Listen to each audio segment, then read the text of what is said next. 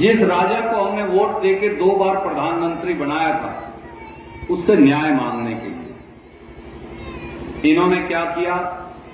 दुष्यंत चौटाला ने, मनोहर लाल खट्टर जी ने, नरेंद्र मोदी जी ने दिल्ली के बॉर्डर के ऊपर, हरियाणा के बॉर्डर पर दीवारें चढ़वा दी। जैसे कभी मुगलों ने हमारे साहबजादों को चिन्हने के लिए करा था, वही काम इन्होंने लाखों किसानों के साथ किया। बड़े बड़े भाले लगा दिए, हमारे बच्चों की बंदूकों की संगीनें और उनकी नालियां हमारी छातियों की तरफ करवा दी। 750 किसानों ने कुर्बानी दी, शहादत दी। 381 दिन में हर रोज 2 शहीदों की लाश वापस आती थी पंजाब और हरियाणा में। किसी बहन का सिंदूर उजड़ता था, किसी बच्चे से बाप का साया उठता था, पर मनोहर लाल खट्टर, दुष्यंत चौटाला, नरेंद्र मोदी ने हमारी बात सुनी नहीं। उन्होंने हमें न्याय के लिए जाने नहीं दिया। आज वही लोग जो हमें उग्रवादी, बदमाश, गुंडे, नक्सलवादी, खालिस्तानी बताया करते थे, 1 साल के बाद आज वही हमारी वोट मांगने भी आए।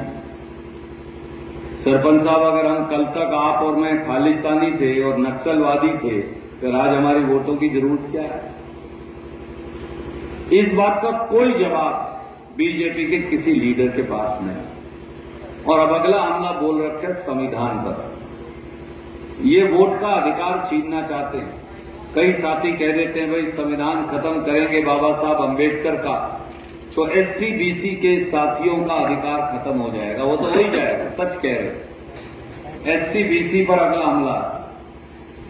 ये जो आरक्षण का अधिकार बाबा साहब अम्बेडकर, पंडित जवाहरलाल नेहरू, सरदार वल्लभ भाई पटेल, मौलाना अबुल कलाम आजाद, डॉक्टर राजेंद्र प्रसाद ने दिया, ये तो एससी बीसी वर्ग से छीनना चाहते ही हैं, परंतु ये इस देश में से वोट का प्रजातंत्र खत्म करना चाहते हैं।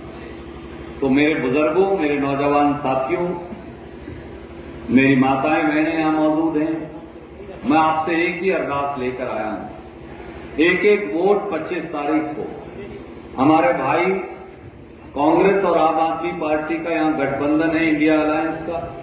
हमारे भाई डॉक्टर सुशील गुप्ता जी चुनाव लड़ रहे हैं, जिनके बड़े भाई महावीर गुप्ता जी आपके बीच में हैं। एक वोट इनको देकर आप जितने वोटों से रणदीप को बढ़ाते हैं, उससे भी ज्यादा वोट से डॉक्टर सुशील गुप्ता जी को चुनकर भेजिए।